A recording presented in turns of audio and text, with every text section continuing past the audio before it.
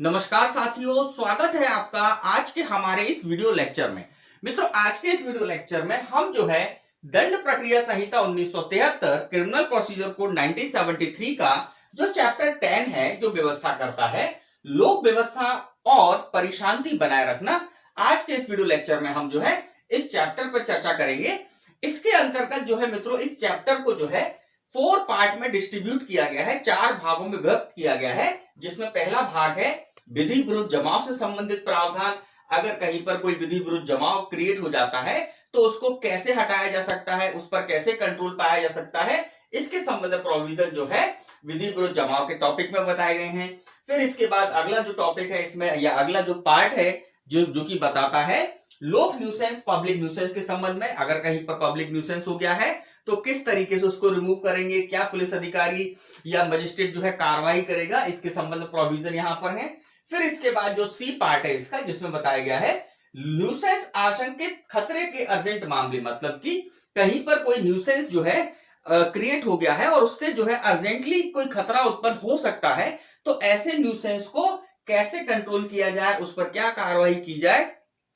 इसके संबंध में हम देखेंगे। तो धारा 144, इसमें केवल एक ही सेक्शन हमको देखना है। और फिर इसके बाद जो है स्थावर संपत्ति के बारे में विवाद, कहीं पर जो है इमूवेबल प्रॉपर्टी संबंधित कोई डिस्प्यूट अराइज हो जाता है और उससे अगर पब्लिक पीस डिस्टर्ब होने की संभावना हो, तो ऐसी स्थिति में कार्यपालक मजिस्ट्रेट, एग्जीक्यूटिव मजिस्ट्रेट जो है क्या प्रोसीजर अपनाएंगे, क्या प्रक्रिया अपनाएंगे, इसके संबंध में प्रोविजन जो है इस पार्ट में प्रोवाइडेड है। मित्रों, इसी के साथ साथ हम इस वीडियो लेक्चर में चैप्टर 11 जो है, अध्याय 11 जो है, इसको भी देखेंगे। यह बताता है पुलिस का निवारक कार्य। तो मित्रों, इस चैप्टर के अंतर्गत जो है थोड़ी सी धाराएं जिनको हम साथ में ही देख लेंगे, क्या इंपॉर्टेंट है एग्जाम के लिए। तो मित्रों, शुरू करते हैं आज का यह इंटरेस्टिंग एंड नॉलेजेबल वीडियो। मित्रों, चैप्टर 10 के अंतर्गत जो हमारा सबसे पहला टॉपिक है वो है विधि विरुद्ध जमाव, अनलॉफुल असेंबली। मित्रों, अनलॉफुल असेंबली क्या होती है, इसके संबंध में आईपीसी की सेक्शन 141 में इसको डिफाइन किया गया है कि 5 या 5 से अधिक लोगों का जो ग्रुप है, जमाव है, वह अगर आईपीसी की धारा 141 के अंतर्गत जो कार्य दिए गए हैं उन कार्य को करता है या उसका प्रयास करता है, तो ऐसी स्थिति में उस ग्रुप को अनलॉफुल असेंबली घोषित किया जाता है या माना जाता है। अब इस ग्रुप को तितर बितर होने के लिए क्या कार्रवाई की जा सकती है, तितर बितर करने के लिए क्या कार्रवाई की जा सकती है, जिसके बारे में जो है चैप्टर 10 का पार्ट ए बतलाता है। मित्रों, ध्यान दीजिएगा, इस पार्ट के अंतर्गत जो है 4 सेक्शंस हैं, 4 सेक्शंस हैं, सेक्शन 129 से सेक्शन 132 तक। अब इन सेक्शन से जो है प्री एग्जाम में क्वेश्चन आता है, मेंस एग्जाम में क्वेश्चन अभी तक नहीं देखा गया है और संभावना भी बहुत कम है। तो मित्रों, यहां पर हमने जो है इन सेक्शंस के जो इंपॉर्टेंट इंग्रेडिएंट्स हैं, इंपॉर्टेंट एलिमेंट्स हैं, जिनको यहां पर रखा हुआ है, जिनसे कि परीक्षाओं में प्रश्न बनते हैं। तो मित्रों, सबसे पहले देखते हैं सेक्शन 129, धारा 129 यह बोलती है सिविल बल के प्रयोग द्वारा जमाव को तितर बितर करना। मित्रों, सिविल बल का प्रयोग जो है, जब कभी भी ऐसा विधि विरुद्ध जमाव क्रिएट हो जाता है तो इसको तितर बितर करने के लिए जो है कार्यपालक मजिस्ट्रेट, कोई भी कार्यपालक मजिस्ट्रेट हो, उस जिसके क्षेत्र में ऐसा विधि विरुद्ध जमाव क्रिएट हो गया है, बन गया है, तो उसको तितर बितर करने के लिए कोई भी कार्यपालक मजिस्ट्रेट जो है आदेश दे सकता है। या फिर अगर कार्यपालक मजिस्ट्रेट ना हो तो ऐसी स्थिति में पुलिस थाने का भार साधक अधिकारी भी इस सेक्शन के अंतर्गत तितर बितर करा सकता है। या फिर अगर पुलिस थाने का भार साधक अधिकारी थाने में अनुपस्थित है तो उसकी स्थिति में आप ध्यान रखिएगा, उप निरीक्षक की पंक्ति से अनिम्न, अब यहां पर ये इंपॉर्टेंट बात है, उप निरीक्षक की पंक्ति से अनिम्न कोई पुलिस अधिकारी जो है सेक्शन 129 के अंतर्गत कार्यवाही कर सकता है उस विधि विरुद्ध जमाव को तितर बितर करने के लिए। वो जो है इसको तितर बितर करने के लिए सिविल बल का प्रयोग कर सकता है। अब यहां पर जो है अगली सेक्शन है सेक्शन 130, यह बताती है जमाव को तितर बितर करने के लिए सशस्त्र बल का प्रयोग। समझिएगा मित्रों, यहां पर जो है सिविल बल का प्रयोग किया गया था। सेक्शन 129 में सिविल बल का प्रयोग कर ऐसे विधि विरुद्ध जमाव को तितर बितर कराया जा रहा था, जिसके अंतर्गत हमने ये जो 3 लोग देखे, 3 अधिकारी देखे। ध्यान रखिएगा, एग्जाम में यही क्वेश्चन आएगा कि सेक्शन 129 के अंतर्गत कौन कौन से अधिकारी जो है कार्रवाई कर सकते हैं, तो आप इनको ध्यान रखिएगा। अब यहां पर सेक्शन 130 में ऐसे अधिकारी जो हैं, अगर सिविल बल के प्रयोग द्वारा अगर वह विधि विरुद्ध जमाव तितर बितर नहीं हो रहा है, तो ऐसी स्थिति में ऐसे अधिकारी जो है क्या कर सकते हैं, ये अधिकारी जो है सशस्त्र बल का सहारा या सशस्त्र बल को आदेश दे सकते हैं कि वो जो है ऐसे विधि विरुद्ध जमाव को तितर बितर कर दे। तो इसके अंतर्गत क्या कहा गया है देखते हैं। तो ये कहता है जमाव को तितर बितर करने के लिए सशस्त्र बल का प्रयोग, जिसके अंतर्गत उच्चतम पंक्ति का कार्यपालक मजिस्ट्रेट जो उपस्थित है, मतलब उस समय उस क्षेत्र में जो भी उच्चतम श्रेणी का कार्यपालक मजिस्ट्रेट उपस्थित है, वह जो है सशस्त्र बल के प्रयोग के लिए आदेश दे सकता है तथा सशस्त्र बल के सदस्यों को आदेश दे सकता है कि वो जो है इस विधि विरुद्ध जमाव को तितर बितर कर दे। तो यहां पर आप ये अधिकारी ध्यान रखिएगा, उच्चतम पंक्ति का कार्यपालक मजिस्ट्रेट जो उपस्थित है। अब इसके बाद जो है सेक्शन 131 देखेंगे। मित्रों यहां पर ये ध्यान रखिएगा कि इन दोनों सेक्शंस में जो है कार्रवाई किसने करी, कार्यपालक मजिस्ट्रेट, पुलिस थाने के अधिकारी, या अगर पुलिस थाने का अधिकारी भाषाधिक अधिकारी उपस्थित नहीं है तो उप निरीक्षक की पंक्ति से अनिम्न पुलिस अधिकारी ने। यहां पर जो है कार्रवाई कौन कर रहा है, यहां पर कार्रवाई कर रहा है उच्चतम पंक्ति का कार्यपालक मजिस्ट्रेट जो उपस्थित है। अब यहां पर उस स्थिति का उल्लेख किया गया है या उस स्थिति में कार्यवाही की गई है, बताई गई है, जहां पर कि कोई कार्यपालक मजिस्ट्रेट उस जुरिडिक्शन में उस समय जब ऐसा जमाव इकट्ठा हो गया है और उस जमाव को हटाना आवश्यक है और ऐसी स्थिति में कार्यपालक मजिस्ट्रेट उपस्थित नहीं है। ध्यान रखिए, कार्यपालक मजिस्ट्रेट अपने क्षेत्र में उपस्थित नहीं है, तो ऐसी स्थिति में जो सशस्त्र बलों का जो अधिकारी होता है, जो सशस्त्र बलों के अंतर्गत अधिकारी हैं, वह खुद भी इस विधि विरुद्ध जमाव को तितर बितर करने की कार्यवाही सेक्शन 131 में कर सकते हैं। तो ये क्या बोलती है देखते हैं। ये कहती है जमाव को तितर बितर करने की सशस्त्र बलों के कुछ अधिकारियों की शक्ति। सशस्त्र बलों का कोई आयुक्त, अब यहां पर आप ध्यान रखिएगा, सशस्त्र बलों में उसका कोई आयुक्त है या राजपत्रित अधिकारी है, ये दो ही लोग हैं। ध्यान रखिएगा, अगर कोई राजपत्रित अधिकारी नहीं है सशस्त्र बलों में इसके तो वो कार्रवाई नहीं कर सकता। मतलब कौन कार्रवाई कर सकता है, या तो सशस्त्र बलों का कोई आयुक्त हो या आयुक्त के अलावा अगर कोई राजपत्रित अधिकारी भी है तो वह इस सेक्शन में कार्रवाई कर सकता है, उस विधि विरुद्ध जमाव को तितर बितर करने की कार्रवाई कर सकता है। अब मैंने आपको ये बताया था कि ये कार्रवाई कब कर रहे हैं, जब किसी कार्यपालक मजिस्ट्रेट उपस्थित नहीं है या उनसे संपर्क नहीं हो पा रहा है। अब यहां पर ये ध्यान रखिएगा, जैसे ही सशस्त्र बलों के अधिकारी को कार्यपालक मजिस्ट्रेट से संपर्क हो जाता है या कार्यपालक मजिस्ट्रेट आ जाता है, तो उसके बाद जो है यह वही कार्यवाही, वही प्रोसीड करेगा, वही काम करेगा जो कि ऐसा कार्यपालक अधिकारी या कार्यपालक मजिस्ट्रेट जो है इसको आदेश दे। तो यहां पर आप ध्यान रखिएगा, सेक्शन 131 में जो है सशस्त्र बल जो है खुद कार्यवाही कर सकते हैं, लेकिन ये कब तक कर सकते हैं, जब तक इनका संपर्क कार्यपालक मजिस्ट्रेट से नहीं हो जाता। जैसे ही कार्यपालक मजिस्ट्रेट से इनका संपर्क हो जाएगा, यह कार्यपालक मजिस्ट्रेट के आदेश के अनुसार फिर कार्य करने लगते हैं। अब इसके बाद जो अंतिम धारा है सेक्शन 132, यह बताती है पूर्ववर्ती धाराओं के अधीन किए गए कार्यों के लिए अभियोजन से संरक्षण। ध्यान रखिएगा मित्रों, सेक्शन 129, सेक्शन 130 और 131 के अंतर्गत अधिकारियों ने जो काम किए हैं या सशस्त्र बल के सदस्यों ने जो प्रोसीडिंग की है, कार्यवाही की है, उस कार्यवाही से उनको संरक्षण किया गया है कि उसके अंतर्गत जो है अगर कोई व्यक्ति इन कार्यवाहियों में किया गया, किसी अधिकारी ने कोई कार्य किया है, तो उसके लिए अगर अभियोजन चलाना चाहता है उस अधिकारी के ऊपर, तो ये सेक्शन उसको जो है अधिकारी को प्रोटेक्शन देती है, उसकी संरक्षण करती है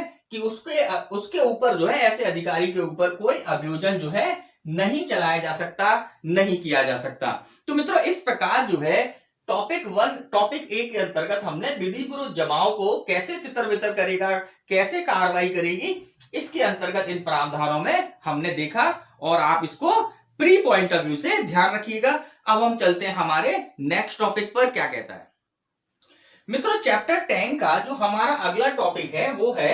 पब्लिक न्यूसेंस या लोक न्यूसेंस। मित्रों ध्यान दीजिएगा, इस टॉपिक के अंतर्गत जो है टोटल 11 सेक्शंस हैं, टोटल 11 धाराएं हैं, सेक्शन 133 से लेकर सेक्शन 143 तक। अब मित्रों यहां पर जो है पब्लिक न्यूसेंस को कहीं पर भी डिफाइन नहीं किया गया है। इसके संबंध में आईपीसी की धारा 268 जो है पब्लिक न्यूसेंस को डिफाइन करती है। वह बताती है कि ऐसा कोई कार्य जो किसी व्यक्ति द्वारा किया जा रहा है, अगर वह कार्य जो है इस प्रकृति का है, इस नेचर का है, जिससे कि पब्लिक को या पीपल ऑफ जनरल मतलब सामान्य जनता को जो है, जनसाधारण को जो है क्षति कारित हो सकती है, सामान्य क्षति कारित हो सकती है, संकट उत्पन्न हो सकता है या कोई भय उत्पन्न हो सकता है, तो ऐसा कार्य जो है पब्लिक न्यूसेंस के अंतर्गत आता है। अब यहां पर जो है पब्लिक न्यूसेंस अगर क्रिएट कर दिया गया है या क्रिएट हो रहा है, तो ऐसी स्थिति में उस पब्लिक न्यूसेंस को हटाने के लिए जो है एग्जीक्यूटिव मजिस्ट्रेट या कार्यपालक मजिस्ट्रेट जो है कार्यवाहियां करते हैं। तो हम जो है उसके बारे में देख रहे हैं। मित्रों यहां पर हमने जो है इस टॉपिक को 3 पार्ट में डिस्ट्रीब्यूट किया है, जिससे कि यह आसानी से समझ में आ जाए और एग्जाम के लिए जो जो उपयोगी बातें हैं उनको हमने जो है यहां पर इस तरह से वर्णित कर रखा है। तो मित्रों इस टॉपिक्स के अंतर्गत हम पहला देखते हैं आदेश। मित्रों आदेश में सेक्शन 133 के अंतर्गत जो है आदेश को हटाने के बारे में बताया गया है कि सेक्शन 133 बोलती है न्यूसेंस हटाने के लिए सशर्त आदेश। ध्यान दीजिएगा मित्रों, यह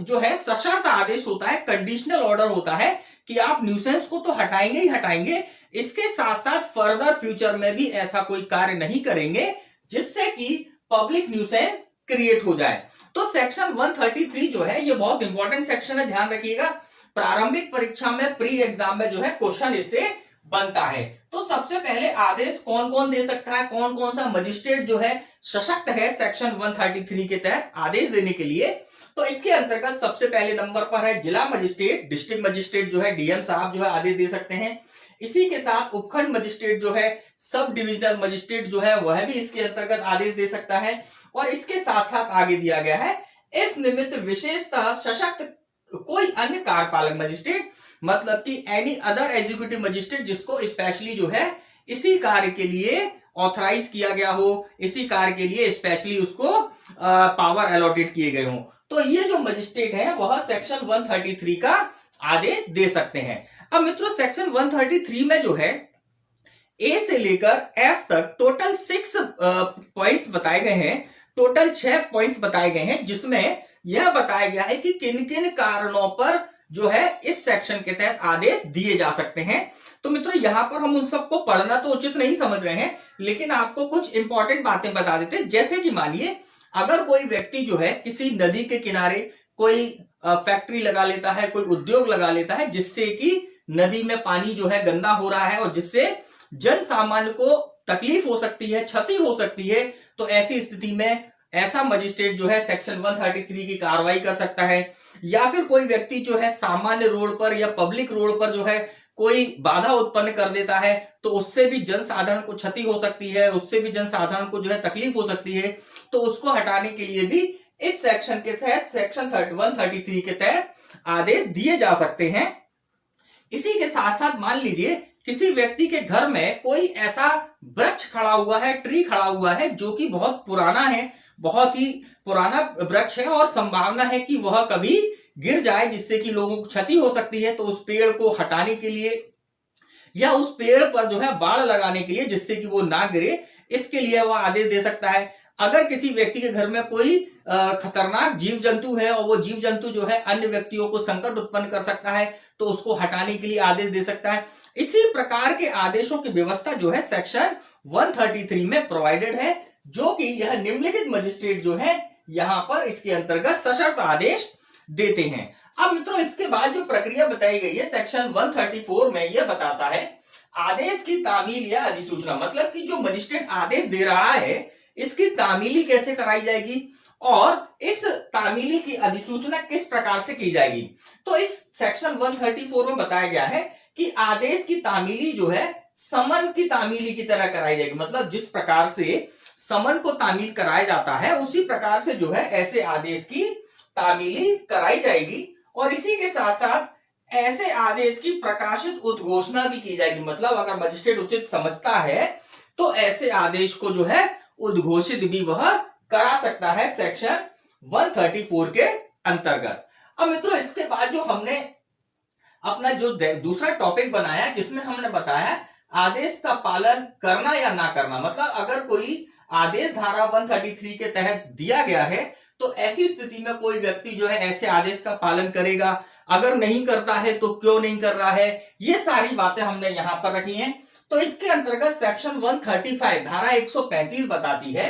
जिस व्यक्ति को आदेश संबोधित है वह उसका पालन करेगा या कारण दर्शित करेगा। सिंपल सी बात है, या तो आप उस आदेश का पालन करो, नहीं तो रीजन बताओ कि आप क्यों नहीं कर रहे हो ऐसे आदेश का पालन। तो इसके बारे में धारा 135 कार्रवाई करती है। अब इसके बाद जो धारा 136 है, सेक्शन 136 है, यह प्रोवाइड करती है कि अगर किसी व्यक्ति को धारा 133 के तहत आदेश दिया गया है और वो व्यक्ति धारा 135 के अंतर्गत ना ही आदेश का पालन कर रहा है और ना ही वह कारण दर्शित कर रहा है, तो ऐसी स्थिति में मजिस्ट्रेट क्या कर सकता है, एग्जीक्यूटिव मजिस्ट्रेट जो है क्या कार्रवाई कर सकता है, इसके बारे में धारा 136 सेक्शन 136 में बताया गया है। अब ये सेक्शन बोलती है कि उसका ऐसा करने में असफल रहने के परिणाम, मतलब क्या परिणाम होंगे अगर वह व्यक्ति असफल रहता है। तो ऐसी स्थिति में आप ध्यान रखिएगा, इसमें दो बातें हैं। सबसे पहले आईपीसी की धारा 188 की कार्रवाई कर सकता है मजिस्ट्रेट जो है, सेक्शन 188 के तहत जो प्रोसीडिंग होती है दंडादेश देने की या उसके ऊपर जो है आपराधिक मामला दर्ज करा सकता है। तो सेक्शन 188 आईपीसी में क्या कहा गया है, लोक सेवक द्वारा सम्यक रूप से प्रख्यापित आदेश की अवज्ञा के लिए दंड, मतलब अगर कोई व्यक्ति लोक सेवक के आदेश को नहीं मानता है, अवज्ञा करता है, तो उसके लिए दंड की व्यवस्था जो है सेक्शन 188 के तहत प्रोवाइडेड है। तो उसके तहत कार्रवाई कर सकता है कार्यपालक मजिस्ट्रेट।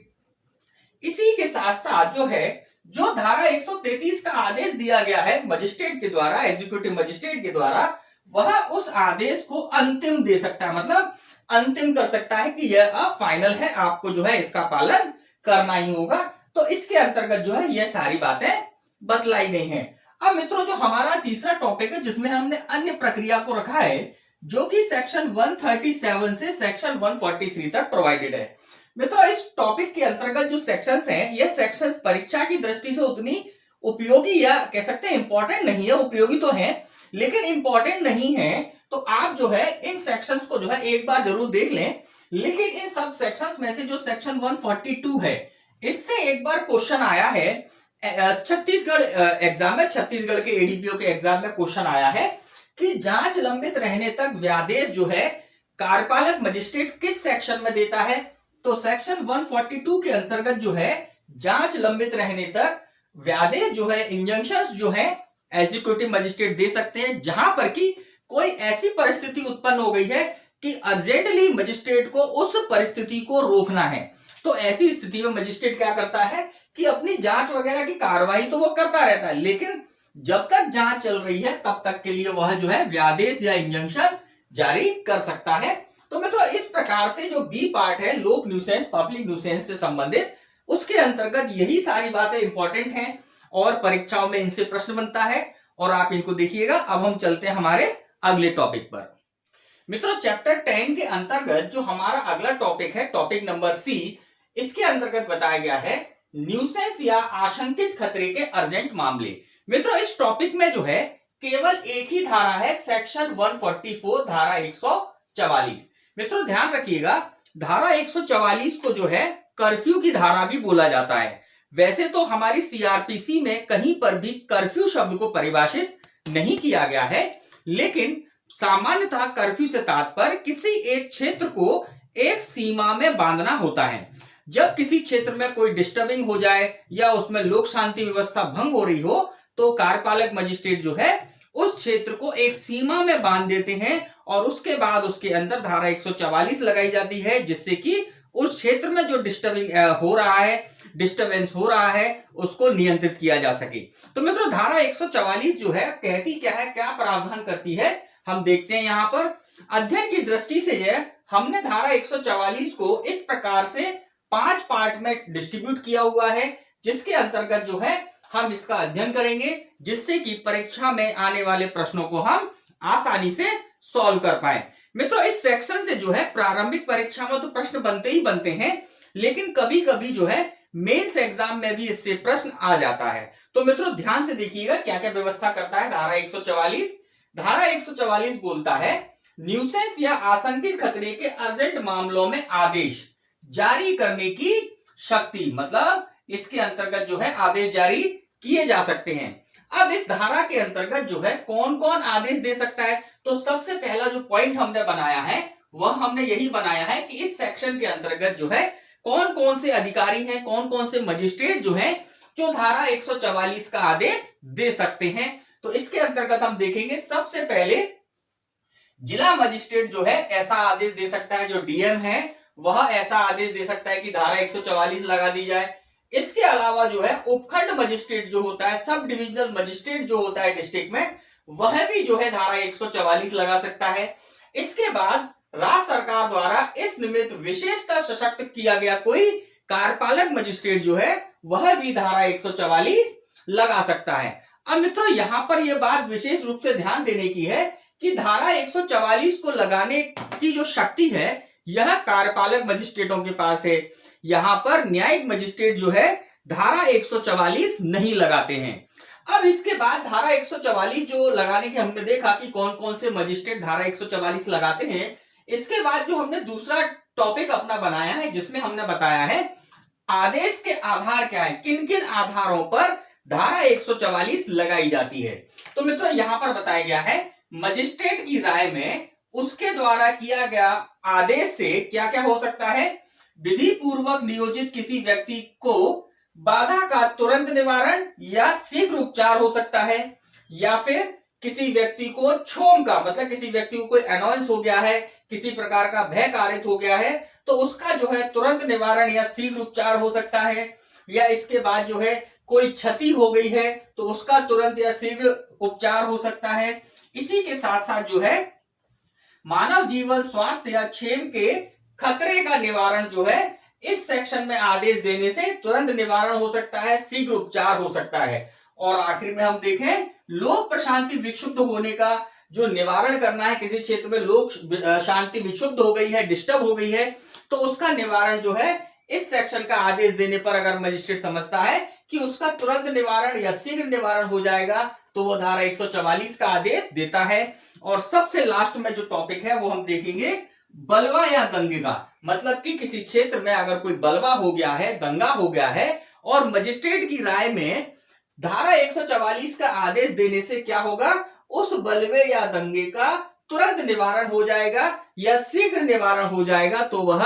धारा 144 का आदेश दे सकता है। तो यहां पर जो है आदेश के जो आधार हैं, मजिस्ट्रेट जो है किन आधारों पे जो है धारा 144 का आदेश दे सकता है वह हमने देखा।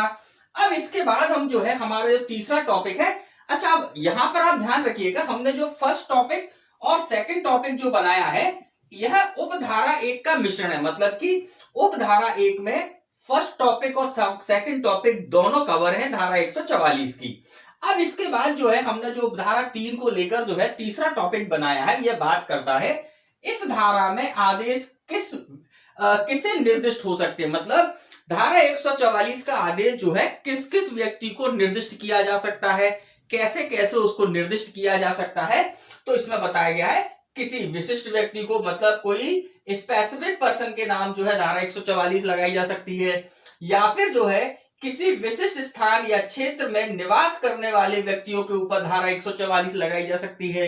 या फिर आम जनता को जब वे किसी विशिष्ट क्षेत्र में जाते रहते हैं या जाएं तो ऐसी कंडीशन में भी जो है धारा 144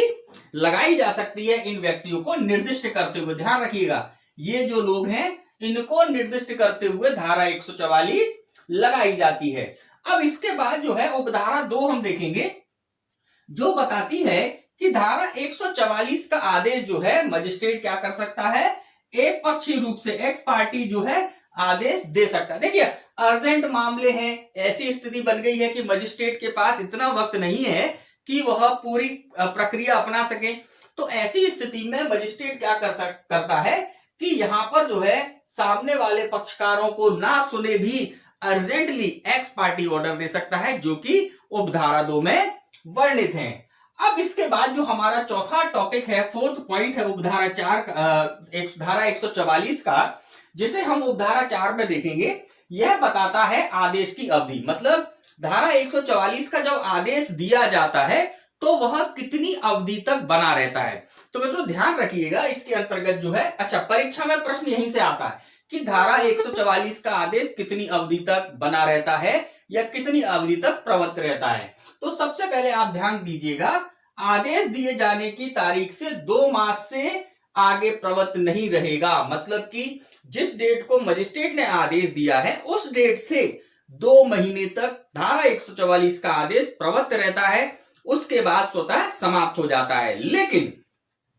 अगर राज्य सरकार चाहे, किसी क्षेत्र में ऐसे डिस्टर्बिंग जो है सिचुएशन बन गई है कि 2 मास से आगे भी इसको बढ़ाना है, तो राज्य सरकार इसको जो है 6 माह के लिए, मतलब 2 माह कंप्लीट होने के बाद आगे 6 माह के लिए इसको बढ़ा सकती है। तो ऐसी कंडीशन में अगर हम टोटल देखें, धारा 144 जो है टोटल 6 माह तक, मतलब सॉरी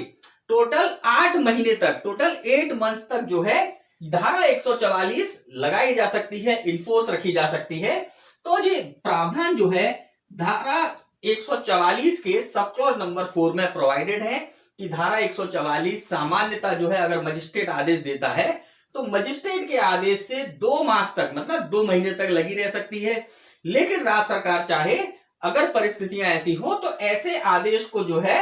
आगे अधिसूचना द्वारा, मतलब राज्य सरकार क्या जारी करेगी, अधिसूचना जारी करेगी, और उस अधिसूचना के द्वारा जो है इस 2 महीने की अवधि समाप्त जहां पे हो रही है वहां से इसे आगे 6 माह तक प्रवृत्त रहने के लिए भी आदेश दे सकती है। तो इस प्रकार से सब क्लॉज 4 जो है आदेश की अवधि बताता है, धारा 144 का आदेश कब तक प्रवृत्त रहता है। अब इसके बाद जो हमने हमारा लास्ट टॉपिक इसमें बनाया है, इसके अंतर्गत हमने जो है सेक्शन 5 से लेकर सब सेक्शन 5 से लेकर सब सेक्शन 7 तक, ध्यान रखिएगा,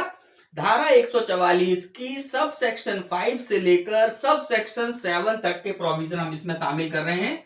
और इसके अंतर्गत बताया गया है आदेश को विखंडित या परिवर्तित करने के प्रावधान। तो मित्रों इन प्रावधानों से जो है एग्जाम में क्वेश्चन नहीं बनता है, आप एक बार पढ़ लीजिएगा तो आपको समझ में आ जाएगा। मूल रूप से हमने जो आपको यहां पर जानकारी दी, यही धारा 144 को पूरा कवर कर लेती है। एग्जाम में यहां से प्रश्न बनता है तो आप इनको देखिएगा। अब हम चलते हैं हमारा जो अगले, मित्रों चैप्टर 10 का जो हमारा अंतिम और चौथे नंबर का टॉपिक है वो है स्थावर संपत्ति के बारे में विवाद। ध्यान दीजिएगा मित्रों, जब कभी भी स्थावर संपत्ति के संबंध में कोई विवाद उत्पन्न हो जाता है और उस विवाद से जो है शांति व्यवस्था भंग होने की संभावना है, तो ऐसी स्थिति में इस टॉपिक के अंतर्गत धारा 145 से धारा 148 तक, सेक्शन 145 से सेक्शन 148 तक जो है कार्यपालक मजिस्ट्रेट, एग्जीक्यूटिव मजिस्ट्रेट जो है कार्यवाही करते हैं, जिससे कि ऐसे विवादों से अगर परिशांति भंग होने की संभावना है तो उनको रोका जा सके, प्रिवेंट किया जा सके। तो मित्रों इस टॉपिक को समझने के लिए हमने जो है इसका डिस्ट्रीब्यूशन किया है, जिससे कि जब आप इस डिस्ट्रीब्यूशन को समझ जाएंगे तो आप जब हम इन टॉपिक्स को पढ़ेंगे तो अच्छे से हमको समझ में आएंगे। तो मित्रों इस पार्ट के या इस टॉपिक के जो है हमने 2 पार्ट्स किए हैं, 2 भाग किए हैं। पहले भाग में हमने रखा है भूमि या जल के कब्जे से, ध्यान रखिएगा पोजीशन से संबंधित विवाद है, जहां पर जो है भूमि या जल के कब्जे को लेकर विवाद है और विवाद से परिशांति भंग होने की संभावना है। तो ऐसी स्थिति में धारा 145 और धारा 146 जो है सेक्शन 145, सेक्शन 146 जो है प्रावधान करती है ऐसे स्थिति में विवाद को रोकने के लिए तथा स्थिति को सामान्य करने के लिए। इसी के साथ जो हमारा दूसरा टॉपिक है, जिसमें हमने भूमि या जल के उपयोग के अधिकार, मतलब कि उस भूमि या जल के यूज करने को, उसका उपभोग करने के संबंध में अगर कुछ विवाद उत्पन्न हो गया है तो ऐसी स्थिति में धारा 147, धारा 147 जो है इसके संबंध में प्रावधान करती है कि अगर उपयोग को लेकर कोई विवाद हो गया है तो ऐसी स्थिति में उस विवाद को किस प्रकार से कंट्रोल किया जाए जिससे कि परिशांति भंग ना हो। तो इस तरह से जो है मित्रों सेक्शन 145, 146 जो है कब्जे से संबंध में बात करती है और सेक्शन 147 जो है उपयोग के संबंध में अगर कोई विवाद उत्पन्न हो रहा है उसको कंट्रोल करने के लिए प्रावधान करती है। इसी के साथ साथ इस चैप्टर में जो है या इस टॉपिक में जो है एक सेक्शन और है, सेक्शन 148 जो है यह स्थानीय जांच की बात करती है। अब ध्यान रखिएगा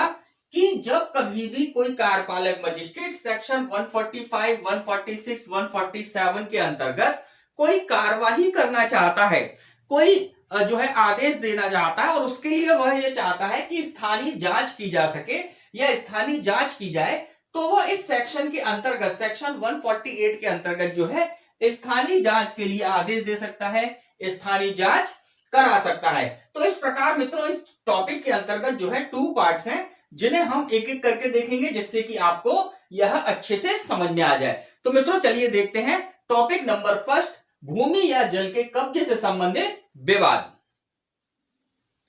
मित्रों जहां भूमि या जल से संबंधित विवाद से परिशांति भंग होना संभव है और विवाद जो है कब्जे को लेकर है, तो ऐसी स्थिति में अगर परिशांति भंग होने की संभावना है तो कार्यपालक मजिस्ट्रेट जो है धारा 145 की कार्यवाही करता है, जिससे कि परिशांति भंग होने को रोका जा सके। मित्रों धारा 145 सेक्शन 145 के अंतर्गत जो है टोटल 10 सब सेक्शंस हैं, टोटल 10 उपधाराएं हैं, जिनको अध्ययन की दृष्टि से हमने जो है यहां पर 5 पार्ट में डिस्ट्रीब्यूट कर रखा है, जिससे कि आपको आसानी से समझ में आ जाए। जिसमें सबसे पहला जो पार्ट है जिसमें हमने उपधारा 1 को लिया है, जिसके अंतर्गत बताया गया है विवाद को निपटाने की प्रक्रिया, कि इस तरह का विवाद अगर मजिस्ट्रेट के सामने, कार्यपालक मजिस्ट्रेट के सामने सूचना के थ्रू आता है, तो ऐसा कार्यपालक मजिस्ट्रेट जो है क्या प्रक्रिया अपनाएगा कि ऐसे विवाद को रोका जा सके। तो इस सेक्शन के अंतर्गत यह बताया गया है, जब कभी किसी कार्यपालक मजिस्ट्रेट को पुलिस अधिकारी की रिपोर्ट से, मतलब कि पुलिस अधिकारी ने रिपोर्ट भेजी है, या अन्य किसी सूचना से यह समाधान हो जाए, मतलब किसी अन्य प्रकार से उसको सूचना मिली है और उसका यह समाधान हो जाए कि उसके स्थानीय क्षेत्राधिकारता की सीमाओं के अंदर किसी भूमि या जल या उसकी सीमाओं के विषय में विवाद उत्पन्न हो गया है, मतलब कि या तो भूमि से संबंधित, जल से संबंधित या फिर भूमि या जल की सीमाओं से संबंधित कोई विवाद उत्पन्न हो गया है, जिससे कि शांति भंग होने की संभावना है, तो वह मतलब मजिस्ट्रेट जो है, तो वह अपने ऐसे समाधान के आधारों का उल्लेख करते हुए विवाद से संबंधित पक्षकारों को यह आदेश देगा, जो भी उसके पार्टीज हैं उनको आदेश देगा कि वे नियत तिथि या समय पर, मतलब नियत तिथि एवं समय पर जो भी पर्टिकुलर टाइम है, पर्टिकुलर प्लेस है, पर्टिकुलर डेट है, और स्वयं या अपने अधिवक्ता द्वारा उपस्थित होकर उस विवादग्रस्त विषय वस्तु पर वास्तविक कब्जे के तथ्यों के संबंध में लिखित कथन प्रस्तुत करे। मतलब मजिस्ट्रेट क्या करेगा, दोनों पार्टीज को जिनके बीच में डिस्प्यूट हो रहा है उनसे यह लिखित कथन करने के लिए कहेगा कि आप लोग जो है एक निश्चित टाइम पर, डेट पर उपस्थित होइए और अपने कब्जे के संबंध में जो है लिखित कथन कीजिए कि किसका क्या कैसा कब्जा है। अब ऐसी स्थिति में जब ऐसा आदेश कर दिया गया, तो ऐसे आदेश को तामील कैसे कराया जाएगा, उन पक्षकारों तक कैसे पहुंचाया जाएगा, तो इसके संबंध में जो है उपधारा 3 हमें बताती है कि आदेश की तामीली जो है कैसे की जाएगी। अगर पक्षकारों पे करनी है तो न्यायालय समन की तरह, जैसे समन की तामीली होती है वैसे तामीली करेगा, और इसी के साथ साथ जो विवाद की विषय वस्तु है, भूमि या जल, जो भी विवाद की विषय वस्तु है, उस पर जो है एक प्रति सहज दृश्य स्थान पर लगाकर की जाएगी। मतलब कि एक कॉपी उस स्थान पर लगा दी जाएगी, जिससे कि लोगों को पता चलता रहे कि इस संपत्ति पर विवाद है और यह प्रकरण जो है माननीय कार्यपालक मजिस्ट्रेट के न्यायालय में विचारणीय है। अब इसके बाद जो है, अगर मान लीजिए कि आगे चलकर जैसे कि दोनों पार्टीज उपस्थित हो गई न्यायालय में, और उपस्थित होने पर दोनों पार्टीज में से कोई भी एक पार्टी यह बोलती है कि भाई अब हमारे बीच में विवाद समाप्त हो गया है, तो ऐसी स्थिति में कार्यपालक मजिस्ट्रेट जो है, देखिए कार्यपालक मजिस्ट्रेट क्यों कार्रवाई कर रहा है, क्योंकि विवाद के कारण परिशांति भंग होने की संभावना है। जब विवाद ही नहीं है तो परिशांति भंग होने की संभावना भी नहीं है। तो ऐसी स्थिति में कार्यपालक मजिस्ट्रेट जो है उसने जो उपधारा 1 के अंतर्गत आदेश दिया है उस आदेश को रद्द कर सकता है। तो इसके बारे में प्रावधान जो है उपधारा 5 के अंतर्गत वर्णित किए गए हैं, आदेश का रद्द करना। तो ये क्या कहता है, जब पक्षकार मजिस्ट्रेट से प्रार्थना करे कि अब उनके बीच विवाद नहीं रहा है तो मजिस्ट्रेट आदेश को रद्द करते हुए कार्रवाई को बंद कर देगा, समाप्त कर देगा, रोक देगा। तो मित्रों इस प्रकार से यहां पर जो है ऐसी कार्रवाई के बारे में प्रावधान है। अब यहां पर जो उपधारा 2 है, ध्यान दीजिएगा, हमने यहां पर अभी उपधारा 1 देखी, उपधारा 3 देखी, उपधारा 5 देखी। अब एक उपधारा 2 जो है यह कहती है भूमि और जल के संबंध में, कि भूमि और जल के संबंध में जो है किन किन चीजों को शामिल किया गया, पद के अंतर्गत किन किन चीजों को शामिल किया गया। तो यहां पर बताया गया उपधारा 2 में, देखिएगा, भवन, बाजार, मीन क्षेत्र, फसलें, भूमि की अन्य उपज या ऐसी किसी संपत्ति के भाटक या लाभ भी इसके अंतर्गत शामिल हैं। मतलब भूमि या जल के विवाद के अंतर्गत वो सारी चीजें शामिल हैं जो कि भवन है, बाजार है, मीन क्षेत्र है, फसलें हैं, या भूमि की कोई उपज वगैरह है, या इसके भाटक या लाभ वगैरह है, वह सब यहां पर भूमि एवं जल के अंतर्गत पद जो है, शब्द जो है, इनके अंतर्गत शामिल हैं। तो मित्र यहां पर हमने जो है ये सारी प्रक्रियाएं देखी। अब इसके बाद जो है आगे यह बताया गया है कि जब मजिस्ट्रेट के सामने दोनों पक्षकार उपस्थित हो गए, उपस्थित होने पर अब मजिस्ट्रेट क्या करेगा। देखिए उपधारा 5 की कार्यवाही नहीं की, मतलब कि पक्षकारों ने जो है ऐसा कथन नहीं किया है कि अब हमारे बीच में विवाद नहीं रह गया है। तो अब ऐसी स्थिति में परिस्थिति क्या है कि भाई विवाद है, तो विवाद है तो मजिस्ट्रेट अब क्या करेगा, सबसे पहले वो करेगा कि कब्जे के संबंध में आदेश जारी करेगा कि भाई जो प्रॉपर्टी है उस व्यक्ति पर, उस प्रॉपर्टी पर वास्तविक कब्जा किसका है, पहले इसके संबंध में आदेश करेगा। तो वो क्या देखेगा, दोनों पक्षकारों के जो दस्तावेज जो उन्होंने अपने कथन किए हैं उन कथनों का परिशीलन करेगा, दस्तावेजों को देखेगा, और इनको देखने के बाद मजिस्ट्रेट यह आदेश दे सकता है कि इस व्यक्ति का इस भूमि पर कब्जा है। अब यहां पर जो है ये सारे प्रावधान जो है उपधारा 4 में वर्णित हैं। तो क्या कहता है देखते हैं अपन। मजिस्ट्रेट पक्षकारों को सुनने के बाद तथा सभी साक्ष्य लेने के बाद, देखिए एविडेंस भी लेगा, साक्ष्य लेने के बाद गुणागुण के आधार पर कब्जे का विनिश्चय करेगा कि कौन सा पक्षकार कब्जा रखता है तथा उसे कब्जा देगा। तो ऐसी स्थिति में इन सब प्रक्रिया को कर वह कब्जे का निर्धारण करेगा और उस व्यक्ति को कब्जा दे देगा जो वास्तविक कब्जा धारक है। अब यहां पर देखिए विवाद उत्पन्न कब होता है, जब कोई व्यक्ति किसी अन्य व्यक्ति के कब्जे पर हस्तक्षेप करता है। तो यहां पर अगर मान लीजिए कि जो व्यक्ति वास्तविक कब्जेदार है लेकिन वर्तमान में उसका कब्जा किसी दूसरे ने छीन लिया है, तो ऐसी स्थिति में कार्यपालक मजिस्ट्रेट क्या करेगा, उस वास्तविक कब्जेदार को कब्जा दिलाएगा। तो ऐसी स्थिति में जहां किसी से कब्जा छीन लिया है तो उसके बारे में परंतु यह बोलता है, परंतु यदि कोई पक्षकार उस तारीख के जिसको पुलिस अधिकारी की रिपोर्ट या अन्य इत्तला मजिस्ट्रेट को प्राप्त हुई है ठीक 2 मास के अंदर, मतलब जिस तारीख को मजिस्ट्रेट ने जो है पुलिस अधिकारी ने रिपोर्ट की मजिस्ट्रेट को या मजिस्ट्रेट को जानकारी हुई, उस तारीख से ठीक 2 महीने पहले के बीच में अगर किसी व्यक्ति ने कब्जा प्राप्त किया है, समझिएगा, या किसी व्यक्ति को बेकब्जा कर दिया गया था और उस तारीख के पश्चात और उपधारा 1 के आदेश की तारीख के पूर्व, या फिर सब क्लॉज 1 में जो मजिस्ट्रेट ने आदेश दिया है इस आदेश की तारीख के पहले और सूचना की तारीख के बीच में अगर किसी व्यक्ति को बलतः या सदोष रूप से बेकब्जा किया गया है तो वह यह मान सकेगा कि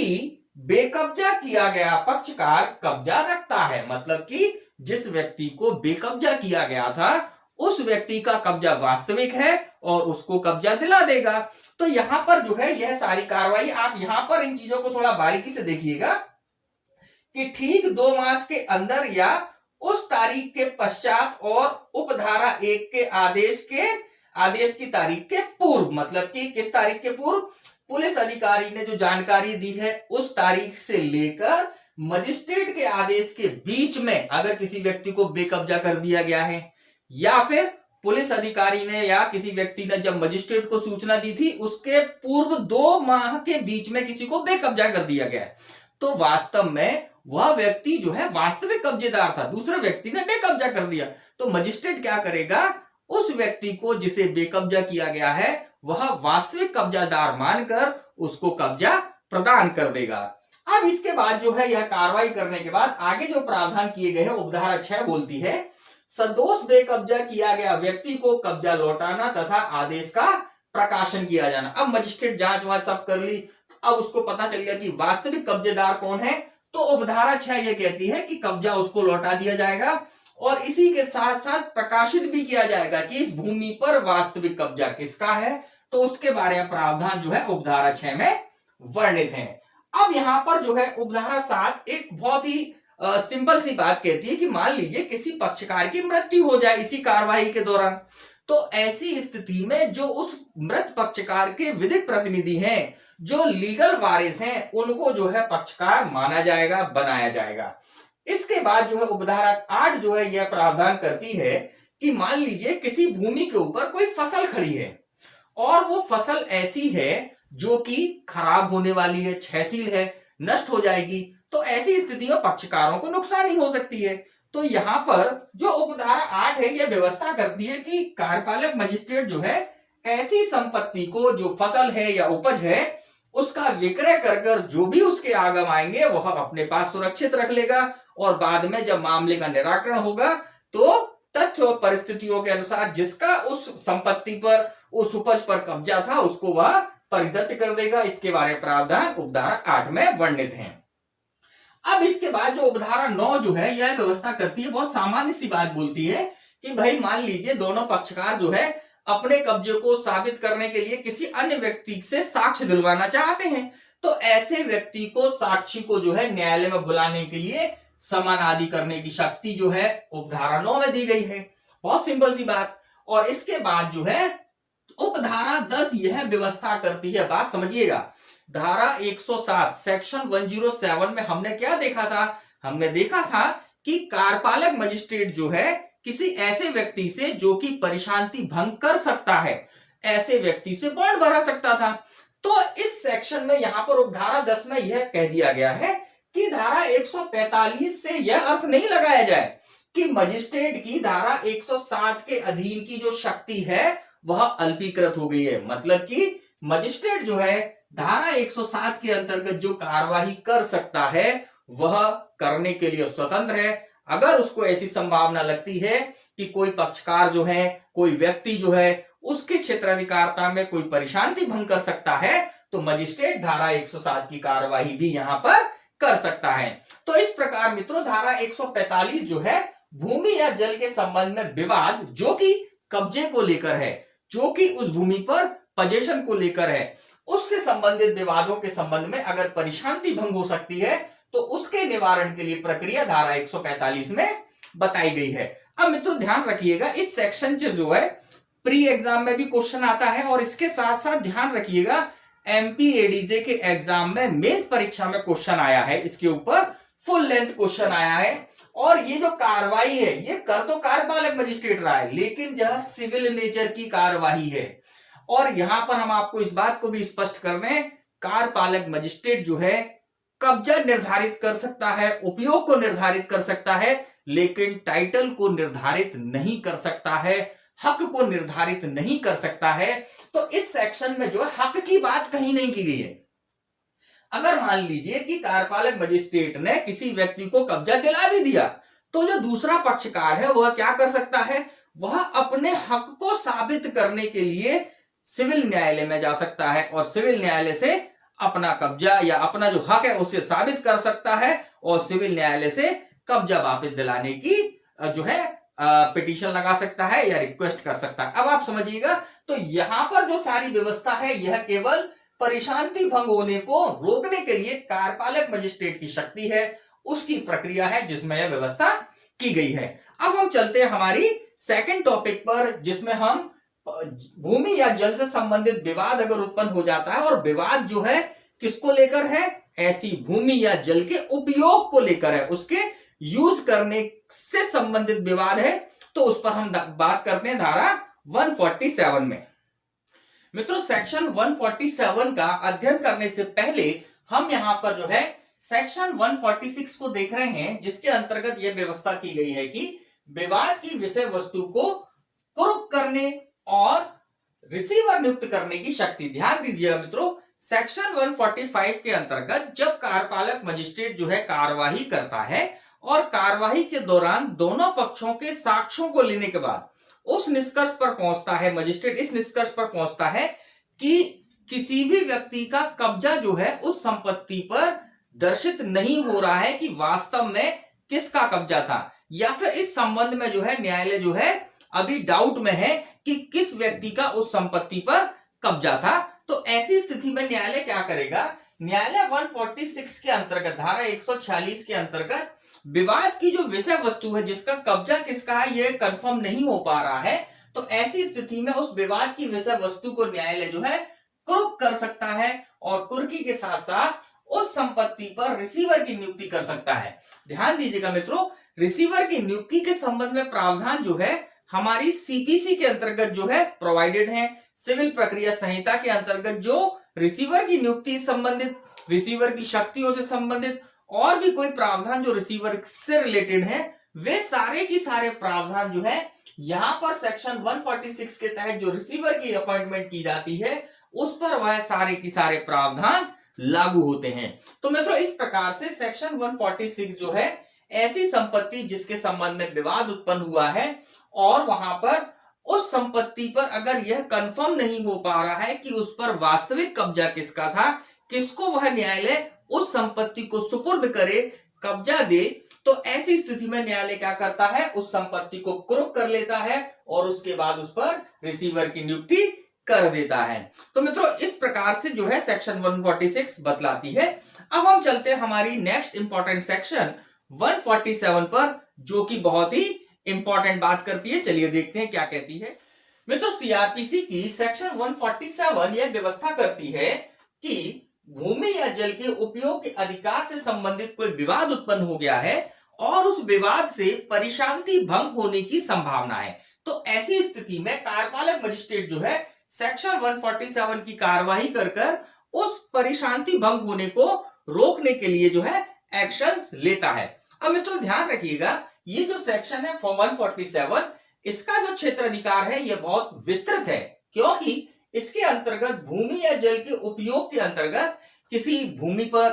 पूजा का अधिकार, किसी भूमि पर किसी मेला वेला लगाने का अधिकार, किसी भूमि पर किसी भी प्रकार के उपयोग करने के अधिकार को लेकर विवाद होता है, तो सभी मामले जो है सेक्शन 147 में कवर होते हैं। अब यहां पर जो है सेक्शन 147 के अंतर्गत जो है 4 सब सेक्शंस हैं, 4 उपधाराएं हैं, जिनको हम एक एक करके देख रहे हैं और कोशिश करेंगे कि आपको अच्छे से समझ में आ जाए। सबसे पहले हम उपधारा 1 देखेंगे। तो उपधारा 1 के अंतर्गत वही व्यवस्था है जो हमने सेक्शन 145 के सब क्लॉज 1 में देखी थी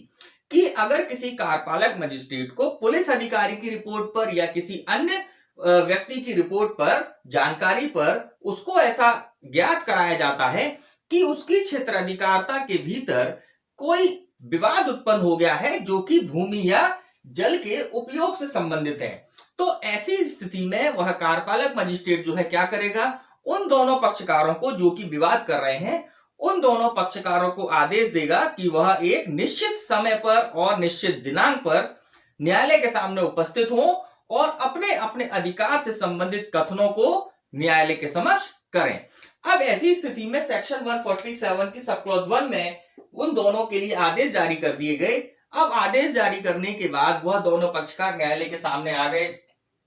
उन्होंने जो है अपने अपने कथन किए, दस्तावेज पेश किए। तो इन सब का परिशीलन करने के बाद, साक्ष्यों को सुनने के बाद, अतिरिक्त साक्ष्यों को लेने के बाद कार्यपालक मजिस्ट्रेट जो है अगर यह पाता है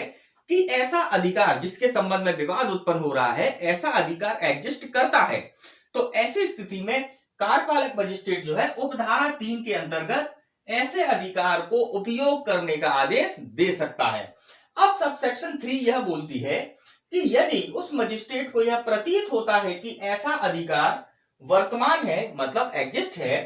तो वह ऐसे अधिकार के प्रयोग में किसी भी हस्तक्षेप का प्रतिषेध करने का, मतलब कि अगर कोई व्यक्ति ऐसे अधिकार के उपयोग में हस्तक्षेप कर रहा है तो उसके हस्तक्षेप को रोकने का, और यथाउचित मामले में ऐसे किसी अधिकार के प्रयोग में बाधा को हटाने का भी आदेश दे सकता है। मतलब कि अगर कोई व्यक्ति बाधा उत्पन्न कर रहा है तो उसको हटाने का भी आदेश इस सेक्शन में दिया जा सकता है। अब यहां पर आप ध्यान रखिएगा कि ऐसा आदेश तभी दिया जाएगा जहां ऐसे अधिकार का प्रयोग वर्ष में हर समय किया जा सकता है। मतलब कि जिस प्रयोग को लेकर झगड़ा हो रहा है वो वर्ष में हर समय किया जा सकता है, और वहां जांच संस्थित होने के ठीक पहले 3 मास के पहले नहीं किया गया है, ऐसा कोई आदेश नहीं दिया जाएगा। अब बात समझिएगा, जिस डेट को मजिस्ट्रेट को पुलिस अधिकारी ने रिपोर्ट दी या उसको जानकारी मिली, उस तारीख से ठीक पहले 3 माह तक उस अधिकार का उपयोग किया जाता रहा है, तो ऐसी कंडीशन में ही इस सेक्शन में मजिस्ट्रेट जो है आदेश देगा। दूसरी कंडीशन यहां बताइए, जहां ऐसे अधिकार का प्रयोग विशिष्ट मौसम में हो या विशिष्ट अवसरों पर ही किया जा सकता हो, वहां सूचना प्राप्त होने के ऐसे मौसम में से अंतिम मौसम के दौरान या ऐसे अवसरों में से अंतिम अवसर पर ही नहीं किया गया है, ऐसा कोई आदेश नहीं दिया जाएगा। इसको भी सिंपल लैंग्वेज में समझे कि मान लीजिए कि वह अधिकार जो है किसी विशिष्ट मौसम में किसी विशिष्ट अवसर पर किया जाता है, तो अगर वह ठीक पहले वाले अंतिम अवसर पर या ठीक पहले वाले मौसम में अगर उस अधिकार का उपयोग नहीं किया गया है, तो ऐसी कंडीशन में ऐसा आदेश नहीं दिया जाएगा। मतलब कि ठीक पहले वाले मौसम में या समय पर या जो भी अवसर है उस पर ऐसे अधिकार का उपयोग किया जाता रहना चाहिए। अगर किया गया है तो उसको निर्बाध रूप से आगे भी किए जाने के लिए इस सेक्शन के तहत जो है कार्यपालक मजिस्ट्रेट आदेश दे सकता है। एक एग्जाम्पल के रूप में देखिएगा, मान लीजिए कोई भूमि पर विवाद है और भूमि पर जो है कोई वार्षिक मेला लगता है, जैसे कि मान लीजिए दशहरे पर मेला लगता है। अब विवाद इसी बात का हो गया कि 2 पक्षकार झगड़ने लगे या 2 ग्रुप झगड़ने लगे कि भाई इस पर जो है मेले लगाने का अधिकार नहीं है, इस पर तो उनका कोई और अधिकार है। तो ऐसी स्थिति में जब न्यायालय यह देखेगा कि भाई अधिकार है, तो वहां पर जब वो आदेश देगा तो क्या देखेगा कि अगर हर वर्ष में एक बार, जैसे दशहरा वर्ष में एक बार आता है, अगर पिछले वाले दशहरे पर भी मेला लगा था, तो ऐसी स्थिति में न्यायालय आदेश दे देगा कि अब यह इस बार भी और आगे भी लगता रहेगा। इसी प्रकार से अगर मान लीजिए कोई अधिकार लगातार चलने वाला है, जैसे कि मान लीजिए किसी स्थान पर कोई बाजार लगता है, अब वो बाजार जो है लंबे समय से लग रहा है, अब यहां पर मजिस्ट्रेट आदेश देगा तो मजिस्ट्रेट ये देखेगा कि जिस तारीख को उसे सूचना मिली थी उसके ठीक 3 महीने पहले तक क्या मेला लगता रहा है, क्या बाजार लगता रहा है। अगर बाजार लगता रहा है तो न्यायालय जो है उस बाजार को निर्बाध रूप से लगने के लिए, उस पर जो लोग हैं उनका उसका उपयोग करने के लिए आदेश दे सकता है, और ऐसे व्यक्ति जो उसमें बाधा उत्पन्न कर रहे हैं उनको हटने का आदेश दे सकता है। अब इसके बाद जो है मित्र उसकी उपधारा 4 जो है बहुत सिंपल सी बात कहती है।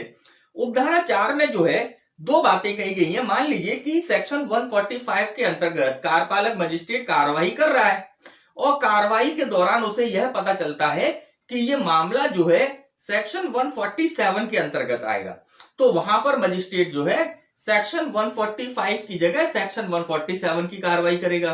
और जस्ट इसकी अपोजिट बात की गई है इसके नीचे वाले क्लॉज में कि जब न्यायालय सेक्शन 147 की कार्रवाई कर रहा है और वह ये पाता है कि ये मामला सेक्शन 145 के अंतर्गत है, तो ऐसी कंडीशन में कार्यपालक मजिस्ट्रेट जो है उस मामले को सेक्शन 145 के अंतर्गत सुनेगा। तो यही सारे प्रावधान जो है सेक्शन 147 के अंतर्गत प्रोवाइडेड हैं। मित्रों इस प्रकार जो है हमने चैप्टर 10 को आज इस वीडियो लेक्चर में कंप्लीट करा। अब हम जो है हमारा अगला चैप्टर देखते हैं, चैप्टर 11 जो व्यवस्था करता है पुलिस का निवारक कार्य, preventive action of the police, chapter 11। मित्रों सीआरपीसी का जो चैप्टर 11 है, अध्याय 11 है, यह व्यवस्था करता है preventive action of the police. मित्रों इस चैप्टर में जो है टोटल 5 धाराएं हैं और इनमें से जो है हम उन्हीं सेक्शंस को देख रहे हैं जो कि परीक्षा के लिए इंपॉर्टेंट है। मित्रों सबसे पहले इंपॉर्टेंट सेक्शन है सेक्शन 151 धारा 151। यह बोलती है संदेह अपराध का किया जाना रोकने के लिए गिरफ्तारी। तो बात समझिएगा, जब कभी पुलिस अधिकारी को किसी संदेह अपराध करने की परिकल्पना का पता चलता है कि कोई व्यक्ति जो है कोई संदेह अपराध करने वाला है, वह इसकी परिकल्पना कर रहा है, तो ऐसा पुलिस अधिकारी ऐसे परिकल्पना करने वाले व्यक्ति को मजिस्ट्रेट के वारंट के बिना गिरफ्तार कर सकता है उसे ऐसा लगता है, पुलिस अधिकारी को ऐसा प्रतीत होता है कि अगर इस व्यक्ति को गिरफ्तार नहीं किया गया तो यह ऐसा संज्ञेय अपराध कर देगा। अब यहां पर जो है इसके बाद पुलिस अधिकारी क्या कार्रवाई करेगा? किसी व्यक्ति को जब गिरफ्तार किया जाता है तो पुलिस अधिकारी जो है उसे निकटतम मजिस्ट्रेट के पास जो है 24 घंटे के भीतर, जिसमें आने जाने का समय को हटा दिया जाता है, और 24 घंटे के भीतर मजिस्ट्रेट के सामने पेश किया जाएगा। फिर मजिस्ट्रेट जैसा आदेश हो वैसा आदेश देगा। तो सेक्शन 151 में इसी के संबंध प्रोविजन है। अब यहां पर आप बात ध्यान रखिएगा कि सेक्शन 41 धारा 41 में भी हमने देखा था कि पुलिस अधिकारी जो है बगैर वारंट के गिरफ्तार कर सकता था। जहां पर कि कोई व्यक्ति पुलिस अधिकारी की उपस्थिति में कोई संज्ञेय अपराध करता है तो पुलिस अधिकारी सेक्शन 41 के प्रावधानों के अंतर्गत उस व्यक्ति को बगैर वारंट के गिरफ्तार कर सकता था। लेकिन यहां पर जो है सेक्शन 151 में पुलिस अधिकारी जो है किसी परिकल्पना का पता चलने पर, बात समझिएगा, वहां पर उपस्थिति में कर रहा था, यहां पर जो है किसी परिकल्पना का पता चलने पर कि वह परिकल्पना कोई व्यक्ति कर रहा है किसी संज्ञेय अपराध को करने की, तो ऐसी स्थिति में बगैर वारंट के गिरफ्तारी सेक्शन 151 में कर सकता है। अब इसके बाद जो हमारी अगली सेक्शन इंपॉर्टेंट है, सेक्शन 153, यह बोलती है बांटो और मापों का निरीक्षण। अब ध्यान रखिएगा, सामान्यतः बांटो और मापों का निरीक्षण जो है बांट माप अधिनियम के अंतर्गत जो कानून है उसके अंतर्गत जो बांट नाप का निरीक्षक होता है वह करता है। लेकिन यहां पर पुलिस थाने के भारसाधक अधिकारी को जो है यह शक्ति दी गई है कि वह उसकी जुरिडिक्शन के भीतर, अगर उसकी थाने की जुरिडिक्शन के भीतर अगर कोई व्यक्ति ऐसे खोटे बांट या माप रखता है तो पुलिस अधिकारी जो है उस जगह पर, उस स्थान पर बगैर वारंट के जा सकता है, उन चीजों को जो है जब्त कर सकता है और उन्हें मजिस्ट्रेट के सामने पेश कर सकता है सेक्शन 153 के अंतर्गत। तो मित्रों इस प्रकार जो है चैप्टर 11 में यही सेक्शंस इंपॉर्टेंट हैं जो हमने देखी। और मित्रों इसी के साथ हम ये आज का वीडियो यहीं पर समाप्त करते हैं और आपसे मुलाकात होगी हमारे अगले वीडियो में, जिसमें हम जो है सीआरपीसी के जो हमारे आगे के प्रोविजन है उन सबको हम देखेंगे। तो मित्रों मिलते हैं हमारे नेक्स्ट वीडियो में। जय हिंद, जय भारत।